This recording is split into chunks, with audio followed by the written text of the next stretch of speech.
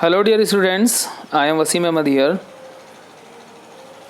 Children and women in sports का आज का हमारा टॉपिक है लॉर्डोसिस एंड स्कोलियोसिस। देखिए मैं बताने वाला हूँ आपको कि लॉर्डोसिस क्या है और इसमें किस तरह से पोस्चर रहती है हमारी।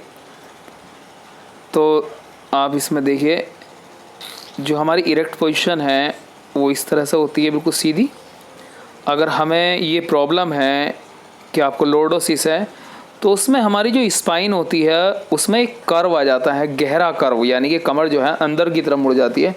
सीने के ऊपर से भी उठी हुई हो सकती है या पेट की तरफ से भी आगे की तरफ उठी हुई हो सकती है। तो इस तरह की जो पोस्चर होती है हम इसे कहते हैं लॉर्डोसिस। अब आइए जानते हैं स्कोलियोसिस के बारे में कि स्कोलियोसिस क्या है। जैसा कि आप देख रहे हैं इस पिक्चर में कि हमारी जो स्पाइन है, स्पाइन की जो पोस्चर है देखिए इस तरीके से ये बैंड है, यानी कि हमारी जो स्पाइन है वो एक तरफ यानी कि एक हाथ की तरफ यानी कि उल्टे हाथ की तरफ अंदर से कर्व आ गया उसमें। तो ये लेफ्ट साइड में भी हो सकता है और राइट साइड में भी हो सकता है, तो हम इसे कहते हैं स्कोलियोसिस। आइए अब इसके बारे में डेफिनेशन जान लेते हैं। What are the definition of lordosis. सबसे पहले हम लॉर्डोसिस की बात करेंगे। What is lordosis? देखिए lordosis is a common defect in deformity and posture. ये एक पोस्चरल डिफॉर्मिटी है। Here lumbar curve becomes more pronounced and front center position of pelvic region is titled forward। यानी कि हमारी जो रीढ़ की हड्डी है, स्पाइन जो है वो पेट आगे की तरफ हो जाता है उसमें, यानी कि आगे की तरफ मुड़ी हुई होती है। ये वो चेस्ट की तरफ भी हो सकती है और पेट की तरफ भी हो सकती है। करेक्टिव मेजर्स ऑफ लॉर्डोसिस, इसके लिए करेक्टिव मेजर्स क्या हैं देखिए। नंबर 1 है फॉरवर्ड बेंडिंग, सेकंड है अल्टरनेट टॉय टचिंग, आप टॉय टचिंग कर सकते हैं, स्लूप वॉकिंग कर सकते हैं, परफॉर्म पश्चिमोत्तासन कर सकते हैं और परफॉर्म सिट अप्स रेगुलरली कर सकते हैं। रेगुलरली आप सिट अप्स कर सकते हैं, तो इससे आपकी ये प्रॉब्लम दूर हो सकती है।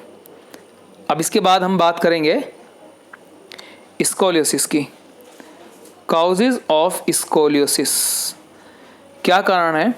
सबसे पहला है congenital scoliosis which is caused by a bone abnormality present at birth।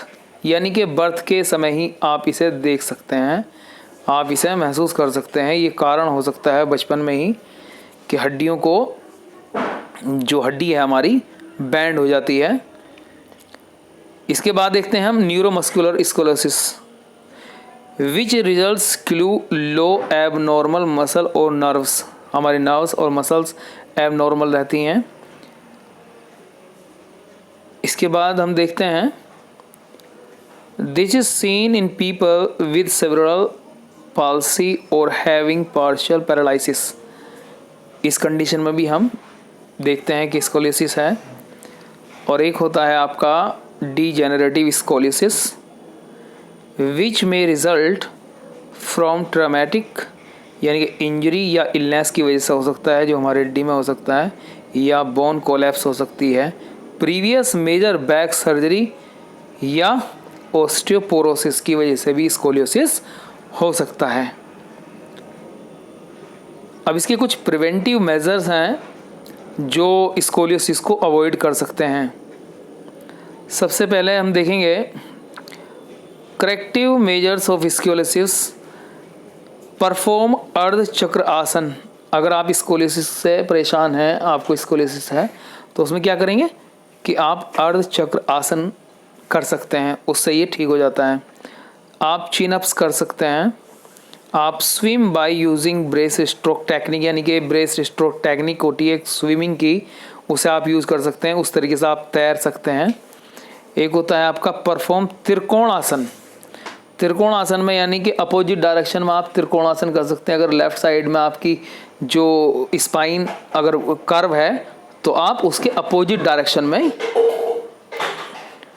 उसको आसन को कर सकते हैं। नंबर 5 है परफॉर्म तड़ासन। आप तड़ासन भी कर सकते हैं, उससे भी आपको काफ़ी बेनिफिट मिलेगा। तो आज के टॉपिक में बस इतना ही। Thank you for watching this video.